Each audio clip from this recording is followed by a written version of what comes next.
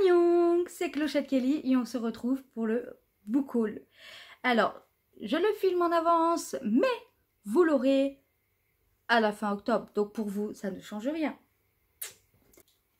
Pour celles et ceux qui ne regardent pas mes stories ou qui ne peuvent pas ou qui ne sont pas sur mon Snap, n'ont pas eu la petite anecdote. C'est-à-dire qu'à Inter, nous avons le droit, pour 2 pockets achetés, un tote bag offert.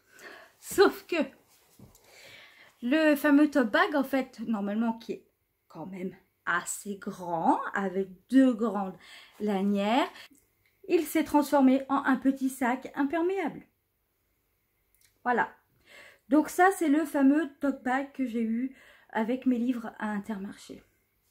Donc, comme je vous ai parlé d'Intermarché, je vais commencer donc par les livres que j'ai pris à Intermarché. Karine Gibiel, maître du jeu.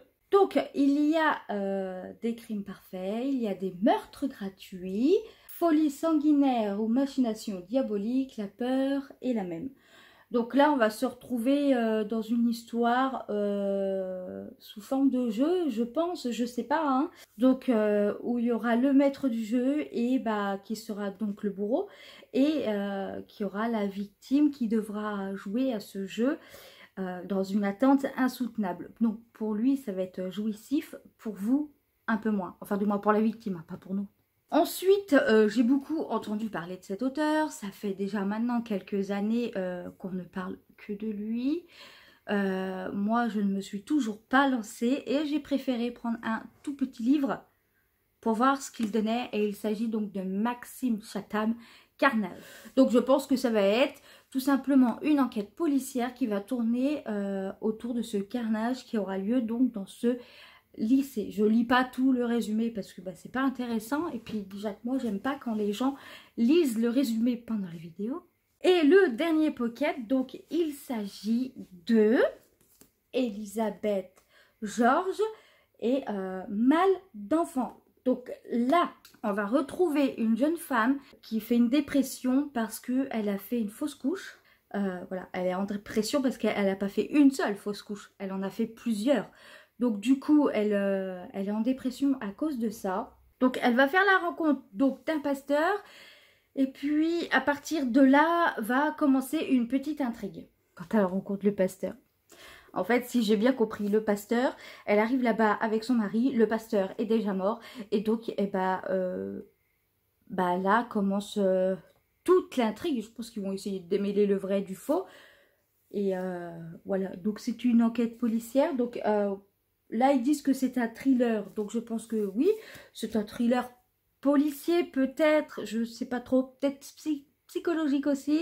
Ensuite, on va faire les livres que j'ai pris ailleurs. Je ne citerai pas l'endroit, mais si vous avez vu mon Instagram, vous pourrez très vite le repérer quand vous verrez le dernier livre. Donc, dans un premier temps, j'ai pris le tome 1 et le tome 2 de L.P. Sicard de Loup-Garousse. Donc, dans le premier tome, on va retrouver...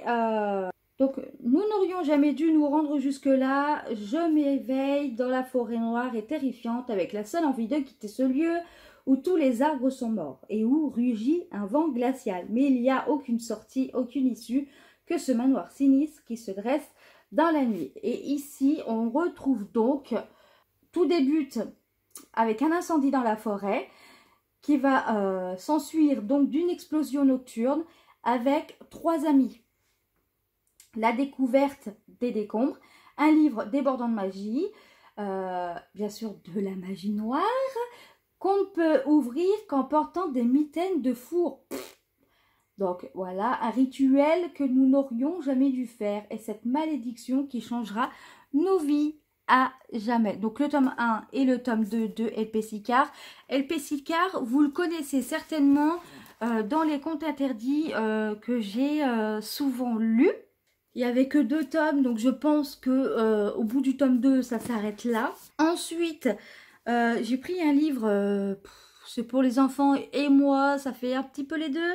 Il s'agit donc de Céleste, ma planète, Timothée de Fombelle. Donc Céleste, c'est une fille qui est apparue devant un jeune homme un matin dans un ascenseur et ils sont montés en silence et ils se sont retrouvés dans la classe, ils ne se sont pas parlé et en fait le petit garçon s'est dit ne tombe pas, ne tombe pas, ne tombe pas, mais pas parce qu'il était penché contre quelque chose, parce qu'il ne voulait pas tomber amoureux. Céleste disparaît, il ne la revoit pas et lui tout ce qu'il veut c'est donc la retrouver. Donc ça a l'air d'être une toute petite histoire d'amour et en plus c'est très bien illustré. Comme on peut le voir ici, il y a des illustrations. Ensuite, j'ai pris un livre donc de chez Amazon Publishing.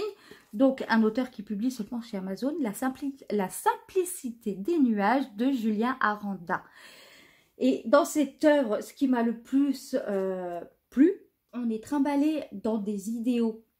C'est-à-dire que le jeune homme est un peu, je pense, dissident, il n'a pas les mêmes idées que les autres. Comme c'est un Parisien qui est désabusé de son quotidien, etc., qui s'appelle Bastien d'ailleurs, je relis le nom derrière, lui, il voit sa situation empirer. Sa grand-mère finit par être hospitalisée et donc son hospitalisation va se dégrader et ça va terminer en dépression. Et là, il se rend compte que sa grand-mère discutait avec une certaine Eugénie. Et donc lui, ce qu'il va faire, c'est d'essayer de retrouver cette Eugénie, certainement pour que sa grand-mère puisse se sentir mieux. Donc il se demande si elle est encore vivante et il se demande si donc, en retrouvant Yvonne, il pourrait faire sentir sa grand-mère mieux, quoi. C'est pas français. Donc il se demande si, quand il va retrouver Yvonne, si sa grand-mère va se sentir un peu moins seule, si elle va pouvoir quitter sa solitude. Donc là, il y a plusieurs points dans lesquels on parle. Importance du passé, de la nature, critique d'une société de moins en moins humaine. Pour montrer peut-être l'importance des liens envers les autres, pour pas se sentir seule, etc. Donc j'ai hâte de le découvrir. Le titre me parlait beaucoup parce que j'aime beaucoup les nuages. Et là, mais que s'est-il passé?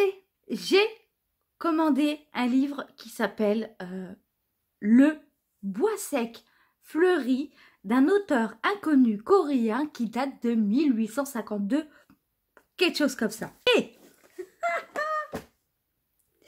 la bonne blague, j'ai reçu ça.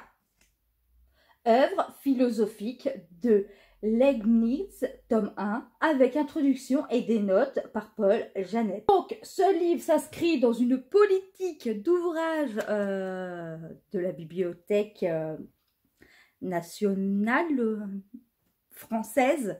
Bref, on s'en fiche. Ils sont en lien avec Hachette pour faire découvrir donc les livres anciens d'une certaine manière, qu'ils les retranscrivent. Parce qu'on voit très bien que l'écriture ici n'est pas... Enfin voilà, c'est pas comme dans les livres de maintenant. Donc là, celui-là datant de 1900, des écrits donc qui renouvellent, qu'ils essayent de faire garder pour qu'on puisse y avoir accès. Et donc dans cette...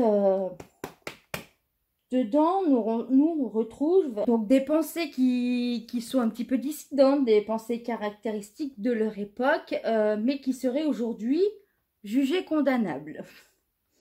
Le sens de notre démarche éditoriale consiste ainsi à permettre l'accès de ces œuvres sans pour autant que nous cautionnons en aucune façon le contenu. Moi, c'est pas ça le problème, mais c'est pas du tout ce que j'ai commandé. Il s'appelle pas Le bois sec fleuri. Donc, je ne vais pas y revenir. J'ai fait une vidéo un petit peu là-dessus. Je crois même qu'elle est sur YouTube. Je vous laisserai aller la voir. Et voilà, je me suis retrouvée avec ça et... ça me pèse un peu. Ce bouquin est à présent terminé.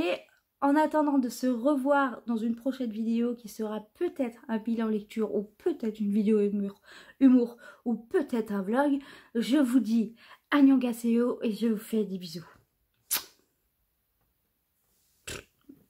JBL, donc maître du jeu.